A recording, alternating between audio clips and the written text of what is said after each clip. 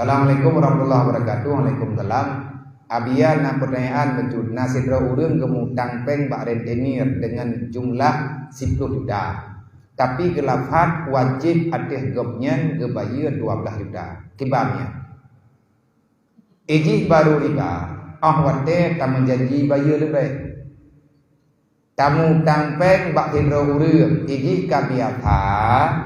Ipegot peraturan. Mutang hipluh bayar 12. Tapi itanya dengan cara tak mengkaui. Tak mengkaui hidro waktu. Hana tak pegah-pegah, hana tak pegah bak urang tempat tamutang. Ya Allah ya Rabbi, menyaibi peng kelung kumutang hipluh juta. Lazim matah long ya Allah, ku bayar gaji 12 juta. Yang 2 jutanya mesti kaui. Nariba yang baik tak dengar tadi berak. Yang 4 peng 10 juta yang tak bayar 12 apa? Yang lagi biasa. Kan kadang-kadang peraturan tentang peng belum. Kadang tiba bayar 10 pada bayar, cok 10 pada bayar 12. Ikanya 12 kan. Nyo han mupo mendu. Dam yang ku pegah panjang tadi anti betul. Artinya ada dalam aturan kiban cara ngat be riba. Allah geputreun aturan agama supaya ngat selamat manusia. Menyegetanyo tak angke bayi mutang hipluh bayar 12. Artinya bayar lebih. Bayar lebihnya riba. Ngat be riba apa kiban? Kami janji juga rod. Manya tergedi di peng kelung 10 juta. Lazim matah ya Allah ku bayar gaji 12 juta. Tiplu ada tamutang 2 juta ada tamutang mengkaui. Ataupun sabong dru. Mutang 12 ni. Mangku terima 10 hello pergi.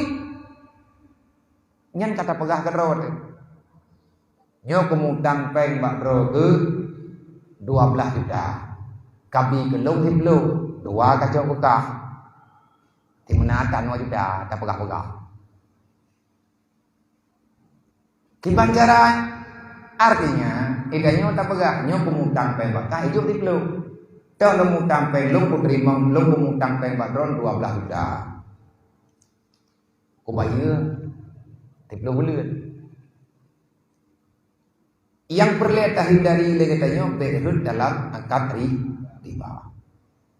Nyo pertanyaannya apa saja? Jeget tamu tanpeng hiplu tapi wajib bayar 12. Sebab peraturan cok hiplu bayar 12. Itanya menyata bayar 12 lagi peraturan namanya riba.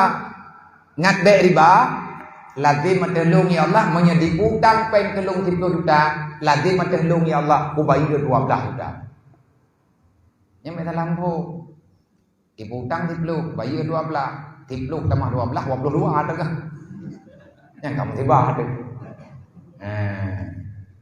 nyo neput terang balik sebab nyempeh tak pegak contoh mereka jadi tak pegak aju-aju kadang hai tim hukum dan nyo yang salah na hukum hana tim teman yang balik hana tim yang beut yang salah na buat pada lelo nyai long jawab. Ada pertanyaan sepintas.